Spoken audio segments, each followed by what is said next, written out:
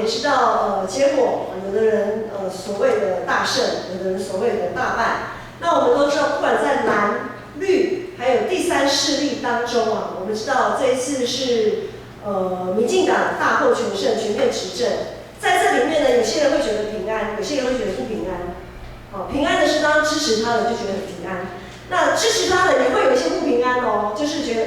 那他们这样的全面执政会不会少了监督的机制？好，那反观国民党他的所谓的大败，好，在大败的里面支持国民党的，当然他会觉得不平安，但是在某一部分呢，支持国民党他可能也觉得很平安，怎么平安呢？因为他们有一个重新改造的契机，这是他们重新改造的一个机会。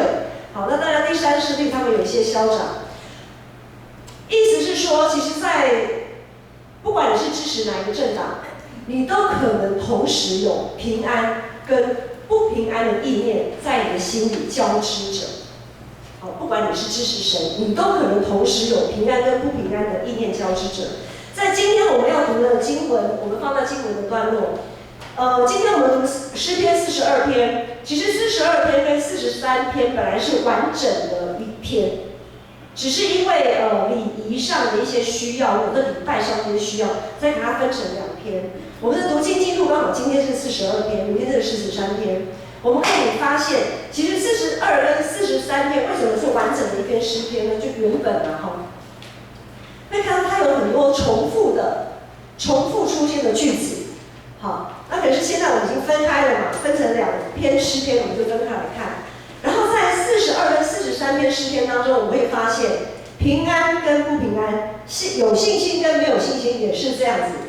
交织在这个诗人的心里。有的时候我们会发现，这个诗人好像很沮丧。比如说第3节，今天第3节的经文说：“我昼夜以眼泪当饮食。”人不住地对我说：“你的神在哪里呢？”然后不一会儿，然后呢，他好像又充满盼望说，第5节，他对他自己喊话说：“我的心啊，你为何忧闷？为何在我里面烦躁？应当仰望神，因他笑脸帮助我，我还要称谢他。”为什么很多时候我们在生活当中，我们也会有很多这种平安不平安交织的过程？比如说这个月才结束，在烦恼那明天呢？下个礼拜呢？下个月呢？然后如果说是学校学业成绩考了第1名，很开心那我下次还会不会第1名？有那种第1名的无形的压力就是那种平安跟不平安，信心跟没有信心要交织着。今天诗人一开始他说，在第1节说：“上帝啊，我的心切慕你，如鹿切慕溪水。我的心可想神，就是永生神。我几时才能朝见神呢？”这个诗人为什么做这样子的祷告？这个诗人他所处在的一个处境，就是他们以色列这个国家已经灭亡了，被掳到外邦，到别的国家。在那个巴比伦他们被掳到的那个国家当然了，没有圣殿嘛，没有敬拜，没有办法敬拜，他们也没办法聆听上帝的声音，就是没有人传讲上帝的话，也没有办法集体敬拜。每天眼里看到、耳朵听到都是一些民间宗教、民间在拜拜，我们现在所谓的拜拜的声音。像教会旁边不是有一个停车场吗？停车场旁边有一个小公庙。小公庙有的时候他们在做一些法会或者法事的时候，就会有一些那种民间宗教的那个音乐就会这样子流窜出来，因为他们都放得很大声，所以我们就一直听那个音乐，这样一直听久了就会觉得很烦，很让自己很心烦。那只好就赶快把窗户关起来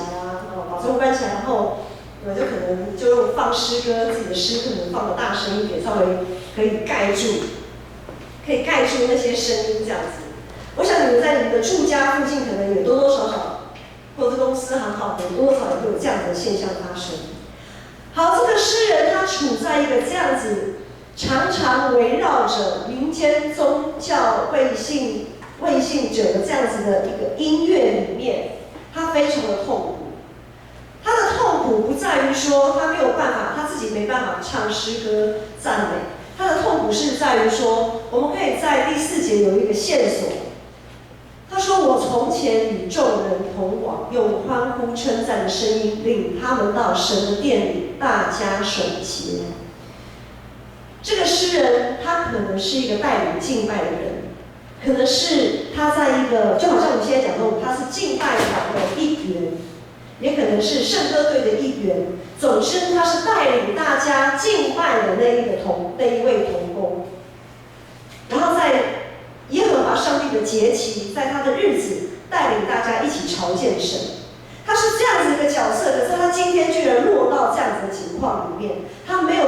人可以让他带着敬拜，也没有圣殿可以让他敬拜。然后呢，他还要常常听那些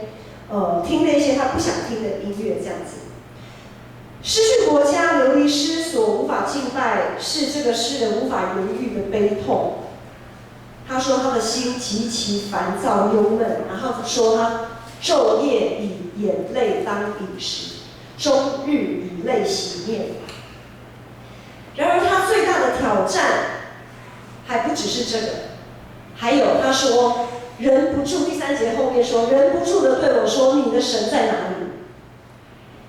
因为他就是在那个外邦环境当中嘛，他的四周围都是未信者。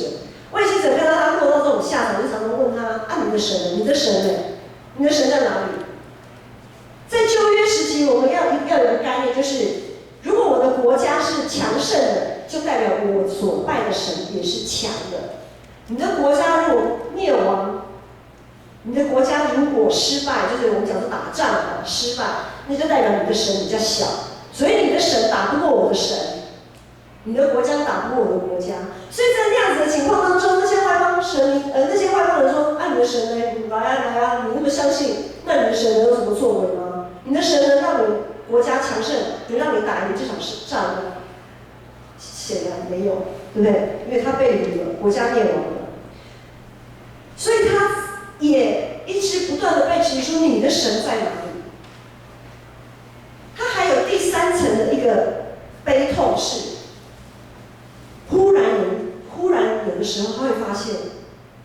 当别人在质疑他你的神在哪里的时候，可能一开始他还蛮坚定的说：“我知道我的神，我知道我相信的是怎样的一位上帝。”但是有时候被问久了，或者那样子的环境、那样子的音乐听久了，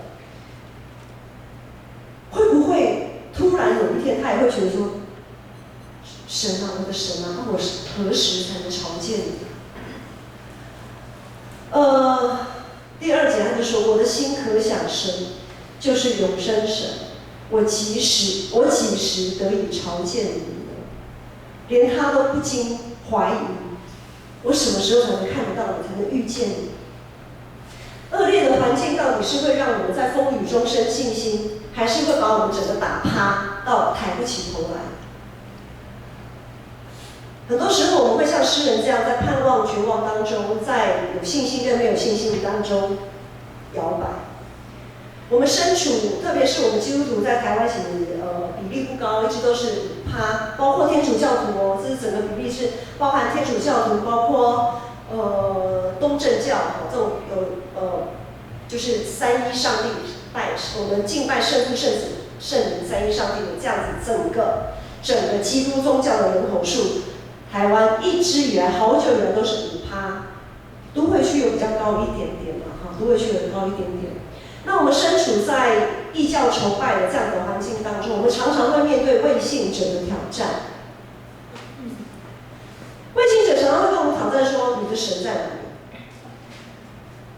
里？”有一位弟兄，他不是有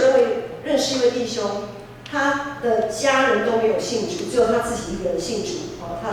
的妻子、他的太太、他的父母、他的弟兄姐妹都没有信主。那他在一间基督教的机构上班，他在那里工作，他就想说：“好啊，我要做见证啊，我一定要做见证，这是我做见证的机会。”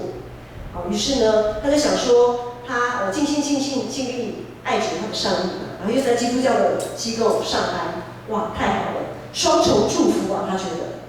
可是呢，几年之后，很多的伤痛累积在他的心里。他不但没有办法做见证，他自自己有的时候都还会怀疑说，我的神啊，你到底在哪里？一直到好几年以后，这个机构呢，就请他走路了，让他离职。像在这样子的情况，他要怎么去做见证呢？很多时候我们会很看重未信者对我们基督徒的看法。那很多时候呢，我们也常常为了要有所谓的好见证，我们一直在做困兽之斗。好像我要赚比较多钱才是好见证，我要有好成绩才是好见证，我要有健康强壮的身体才是好的见证。没有做这一切，如果上帝愿意，他愿意赐给我们，当然 OK 很好。但是见证真的是这样子吗？很多时候我们的见证都是有条件的，比如说，当我们的计划跟我们的想法跟上帝的计划一致的时候，比如说我觉得，我要有健康的身体，刚好上帝也给我健康的身体，哇，我就觉得非常有见证。可是当我们的计划跟上帝的不一致的时候，比如说我觉得我这次已经准备得很充分了，我面试就是可以过关，可是哇，我怎么面试没过关？当我们的计划跟上帝的计划不太一致的时候，我就觉得没有见证。昨天选举过后，很按着人性，我们可以说几家欢乐几家愁。但是在信仰里面，世上的欢乐是真的欢乐吗？世上的忧愁是真正的忧愁吗？今天你面试这一间没有过，是真正没有见证、没有忧愁吗？就像刚才所说的，如果国民党这次的落败可以让他们重新翻转、重新出发，这未必到后来不是一个好见证。我想婉柔坐在这里，我觉得很感动，大家都知道她的故事，怎么样在病痛当中，大家一起经历神的恩典。这样子的见证，其实比一个人始终健康来的见证更有力道，对不对？所以很多时候，世上的欢乐是真的欢乐吗？世上的忧愁是真的忧愁吗？诗篇42篇告诉我们，我们当以神为乐，因为只有上帝才是我们应该去切慕的活水。我们也应当是以失去上帝的同在为真正的忧愁。我们是不是有真正的平安？是不是有真正的信心？那个标准不是世界的标准，不是我的标准，也不是你的标准，是上帝的标准。国破家亡、圣殿被毁，这些外在的因素，其实并不是诗人真正感到害怕的。别人怎么样，环境怎么样变，别人怎么样的去挑战他，说你的神在哪里，可能都不是他最害怕。我想他最害怕的是，他突然有那么一阵子觉得啊，对呀，我的神在哪里的时候，那个内心的恐惧，往往才是我们上礼拜所讲的那个希律王啊。好，上礼拜我们讲说东方博士去找耶稣，然后最后已经快要达阵的时候，碰到那个希律王杀出了程咬金，然后被乱一下。很多时候我们会觉得说，这个环境的人事物可能是某个希律王，然后再阻挠我们要去寻求那个真正的平安，或者是要把我们的平安给夺走。可是往往有时候是我们内心的恐惧、内心的忧虑到一个程度，它就变成一个希律王，它就变成一个阴影，它就变成一个黑暗的权势，要来控告我们。诗人心中那个让他抬不起头来，觉得好像被上帝遗弃的那个想法，才是诗人他真正害怕的。最大的敌人，真的永远都是自己啊！感谢主，对于一位敬虔的人，之前说他是带领众人敬拜的，他在他的信仰有很深的扎根。对于一位敬虔的人来说，绝望跟悲痛不会在他的内心占据太久，那个阴影可能一下子。他惊觉到自己有这样，可是他下一秒、下一刻，或者下一个时间点的时候，他就马上醒悟过来。然后呢，这位身处苦难跟绝望的诗人，他就知道因为他过去的经验，让他知道该如何去寻找那个活水。他知道他可以做些什么，他知道他可以如何做，可以再接近那个活水，就像一只鹿，鹿它会找到溪水，从小可能他跟着鹿妈妈、鹿宝宝跟着鹿妈妈那样子的经验。于是呢，当他长大成为一个成鹿的时候，那个鹿，他知道要怎么样去找到那个水源，他也知道怎么样要避开那些猛兽。所以过去的经验，这个诗人他过去的经验，当他回想的时候，第4节说，后面说我追想这些事，哪些事呢？就是他过去一起跟大家一起同心欢呼颂赞，在圣殿里赞美的这样子的这些事情，他的心极其悲伤，没有错，在那一刻他很悲伤，因为他没有办法，好像他没有办法再回到那样子的生活。但是呢，他马上这样子的回忆，马上又让他燃起一个希望。于是他可以有盼望的祷告说，他对他自己的心说：“我的心啊，你为何忧闷？为何在我里面烦躁？应当仰望神，因他笑脸帮助我，我还要称赞他。”什么是我们的活水？我们知道主耶稣是我们的活水，他是我们切慕取得的干净的活水。如果我们以我们现在的供水系统，整个大台北的供水系统翡翠水库来比喻好了，耶稣这个水源跟翡翠水库的这个供水系统唯一不同的之处是，耶稣这个活水泉源，它永远一直都会在，不用担心山崩土石流啊，不用担心被污染啊，不用担心枯干，也不用担心水多到要每天泄洪，然后让下游的不知所措，因为泛滥成灾这样子。不论是工业用水、民生用水、灌溉用水等等的，我们都可以适时、随时的取用。所有担心水资源不够、不好的这些事情，在主耶稣里面都可以被挪去的。耶稣的活水的泉源不会离我们太远，它也不会太昂贵到我们好像很难取得这样子。它会源源不绝的像溪水，不断的涌流，适时的供应我们的需要。所以从这首诗歌，我们也看到一个重点，就是当这个诗人落在这样子一个生命的困境当中，过去信仰的美好回忆成为他的安慰，成为他继续向前的力量。与神同行的回忆是实在的，与世界同行的回忆是虚空的。我们之前读传道书，虚空的虚空啊，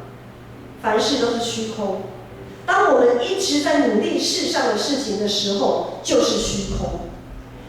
那累积信仰中美好的回忆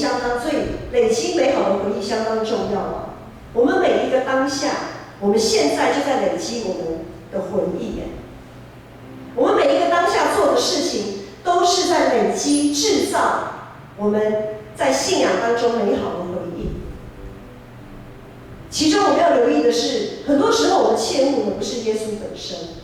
很多时候我们切慕的是某某人应该要怎么做怎么做，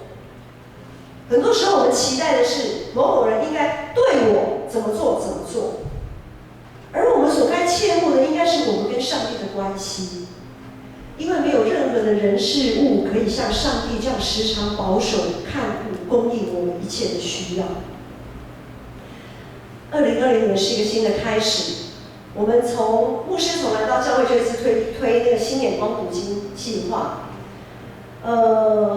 很开心有大部分的人都有跟上这个读经进度。或许有人会讲说，我有我的计划，我有我的进度啊，没有错。牧师之前也有讲到，你可以有你的计划进度，但是基本上，我希望你们至少可以跟着新眼光的读经进度，因为它就好像我们平常在吃的主食那个饭，有没有哈？那好像那个饭基本的，那是基本的东西。我不管当然现在每个人对健康饮食有不同的想法哈。总之呢，那个就是一个基础。然后你另外如果还在读什么圣经，读哪里的经文，要读多少，那就好像是加菜这样子。你要加多少菜，就是看你的需要，看你的渴慕有多少。但是基本的，一支希望你的是能够有按着读经进度，每天的吃。这象征了一件什么事情呢？这件事情，我们会发现，同样吃同一个进度的，我们讲说灵粮好了，好像不那么容易，因为有些人有，有些人没有嘛，哈。所以光是从这个很简单的事情，你就可以看到同心合意是很难的一件事情。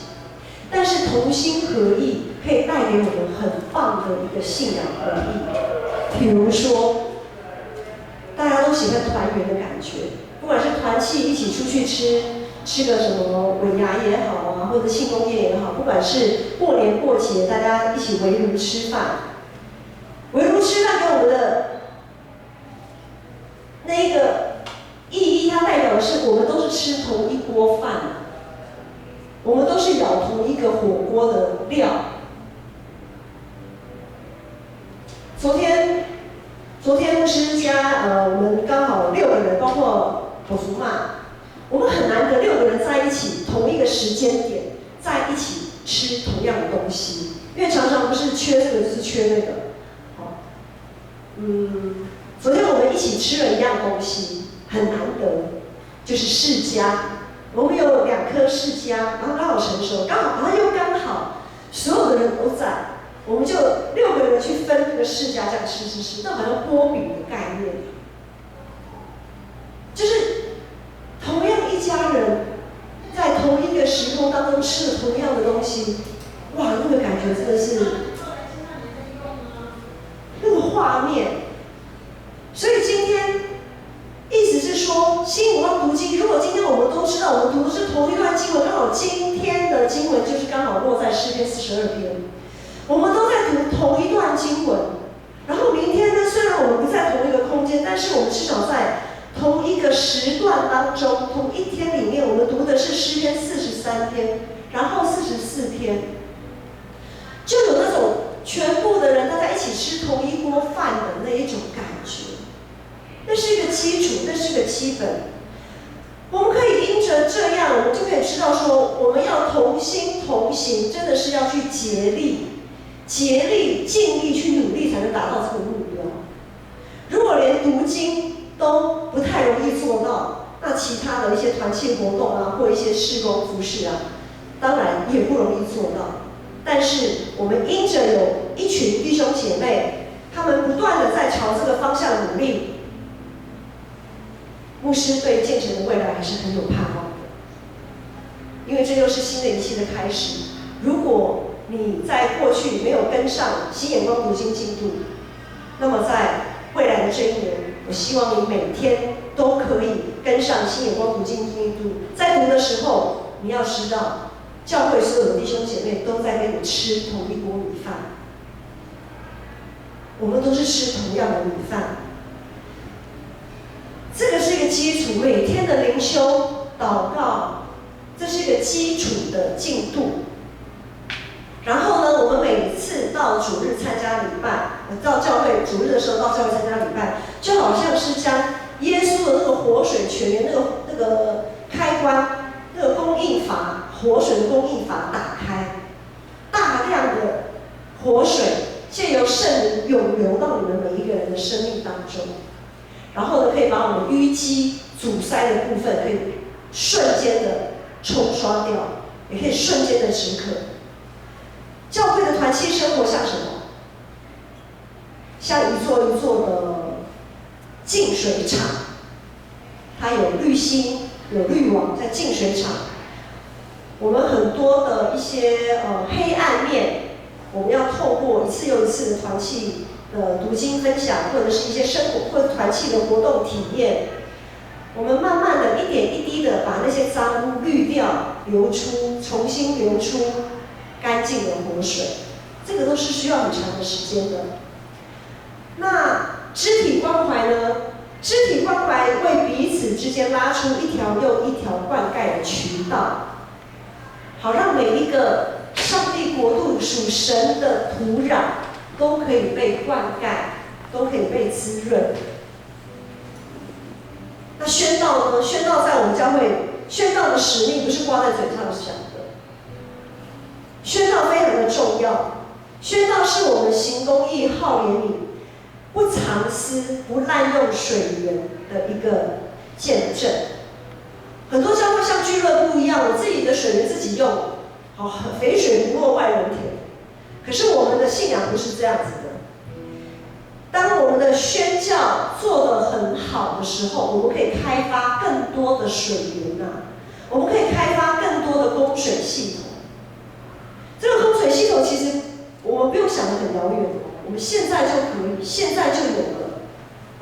因为我们现在做的社区事工也好，或者是你们在你们的工作职场、学校，你们也是一个供水系统那我们的社区老人事工，这些老人家虽然他们还没有信主，但是当他们回到他们的社区，回到他们的家庭，他们也会分享他们在教会得到了什么。很多时候我们基督徒不太敢做见证，刚刚有说了，我们有那种，就是好像我们会自我评断哪些见证我说得出口，哪一些好像没有错是见证但是好像又说不太出口，我们自己会有个标准，很妙，就基督徒真的很妙。我们常常为了有没有好见证在那边很挣扎。可是未信主的人，他们非常的坦然，他们在教会得到了什么，他们回去就分享什么。好的他们也讲，当然不好的他们也会说。那么问题重点就是我们所供应给他们的是什么？所以宣教对我们来讲其实并不遥远，我们没有想到什么，当然国度国际是非常广阔的，但是如果我们连自己的邻舍，如果连我们自己的社区都做不好宣教，我们真的不用想得太远。我们从自己开始做起，从邻舍开始做起。好，最后我们不只是礼拜，不只是团契，不只是关怀，不只是宣道，我们当然还有总务，就是我们这些的设备。我们这些硬体设备的管理跟维修，是供应这一切水源的基础建设。你水坝你也有建设，你要有渠道，你要有管道，你要去建设，你要去买管路等等的。所以总部这个部分是非常庞大的，支持这软体，就是我们所摆上这些人力。在2020年新的一年的开始，我们又要再一次的向前，向着标杆来直跑。我们在教会所经历的一切，我们在信仰中所经历的一切，都是为主做的。都是会被记在天上，不会被重铸掉的回忆。我们不断在累积我们信仰的回忆。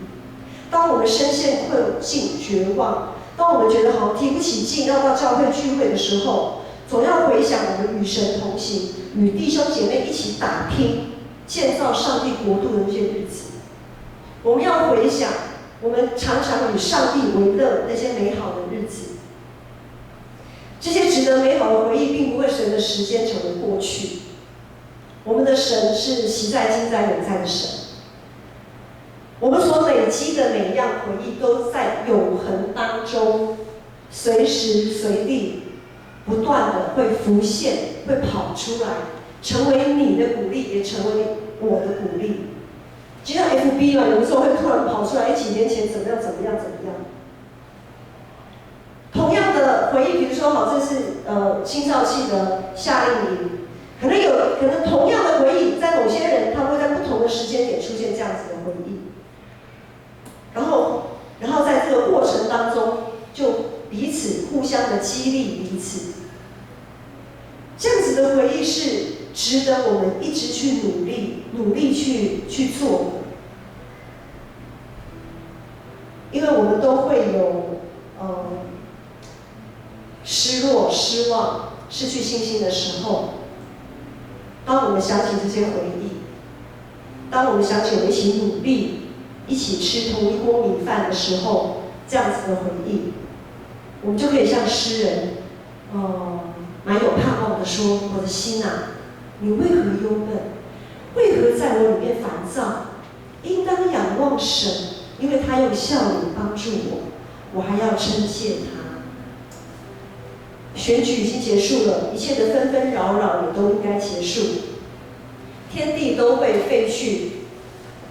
唯有上帝的话语永远长存。不管环境如何的变化，不管整个国际的局势如何令人不安，我们要相信上帝始终掌权。他是我们的上帝，是我们的渴慕，是我们唯一的拯救。从今天开始，我们要累积，要创造，要制造我们美好的回忆。每一天每一刻，我们要把握，我们要累积我们自己心灵的力量。常常很多时候，我们说这个世代是你们的世代，但是这个世代不应该只是青年人的世代，也是老年人的世代。这个世代是属于每一个人的，每一个现在都是属于每一个人的，都是上帝要赏赐给每一个人的。渴望那个活水的泉源，不是挂在嘴上说说，也不是放在心里想想。只要有更多的人愿意尊主为王，愿意亲近上帝，不论环境如何，不论这个选举或者国际的情势，让你常常在平安又不平安中间摆荡。当我们摆到不平安的时候，我们要渴慕仰望上帝；当我们摆到平安的时候，我们依然要渴慕仰望上帝。这个时代绝对不会被忽略，绝对不会被击垮。只要有更多的人渴慕上帝，只要有更多的人渴慕上帝，即使未来我们可能会像以色列，像诗人，他在那样子那个国家灭亡的痛苦当中，即使我们可能哪一天会落在像香港的那样子的处境当中，只要我们的上帝还在，只要我们的上帝还在，我们都应该要有平安，我们都应该要像诗人可以说，应当仰望神，因他笑脸帮助我，我还要称赞他。我们一起起立来唱这首诗歌。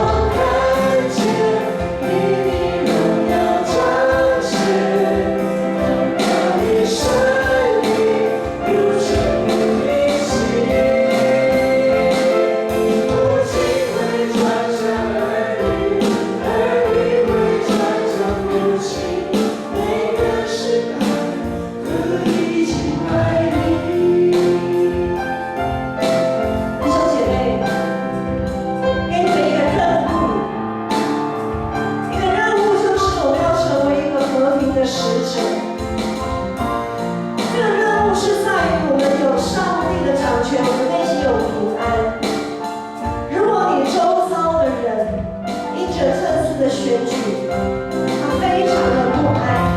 你要把这样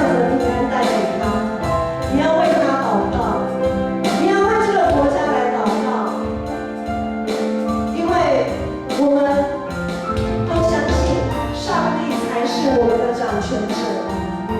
上帝才是我的掌权者。我们要为执政党祷告，也要为在野党祷告。我们要为得意的人祷告，我们也要为失意的人祷告。今天这段经文，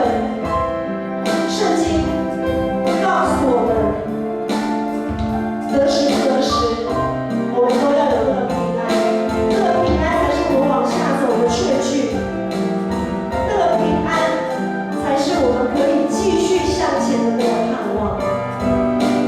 我们再一次来唱这首诗歌，我们要为我们自己，也为我们周遭人祷告。我们等候主，我们渴慕寻求他的面，我们渴慕切切渴慕我们的主。寻求你面，昼夜的祷告，为这时代不求，神来垂听，谦卑悔改声音，愿救赎和医治，领导真理。我渴望看见主的荣耀。渴望看见你的荣耀彰显，像云彩围绕，充满在这里。神的怒火如吹进每个不甘的心里，我们灵魂再次的苏醒。渴望看见你的荣耀彰显，刚刚的声